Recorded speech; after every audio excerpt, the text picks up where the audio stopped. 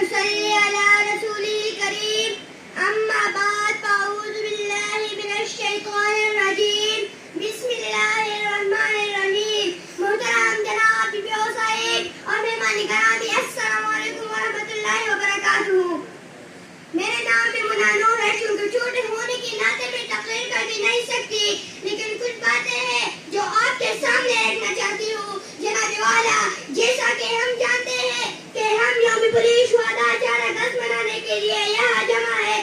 4 اگست 2021 ہمیں ہمارے حقیقی حیثیت آزادی کے قدر ہمارے قائدین، افواج پاکستان اور پولیس جوانوں کے قربانیوں اور پاکستان کی اس پاک سرزمین سے ہمارے وابستگی کی یاد دلاتا ہے. جناب والا، آزادی ایک چھوٹی چیز نہیں ہے، یہ ایک بہت بڑی نعمت ہے اور خدا کا تحفہ ہے. ہم آج جس آزاد وطن میں رہ رہے ہیں اور آزادی سے لطف انداز ہو رہے ہیں، اس کے پیچھے رہائیوں کی قربانیوں کی بدولت ہے. اس کے ساتھ ایک مقصد ہے قابل احترام. جیسا کہ آج ہم جمع ہے، ہمیں اس حقیقت کے بارے میں سوچنا ہوگا کہ ہم جو کر رہے ہیں اچھا نہیں کر رہے. اپنی آزادی کی حفاظت کے لیے ہی کافی نہیں ہے. ہماری مادری وطن کو متعدد مسائل نے گھیرا ہوا ہے.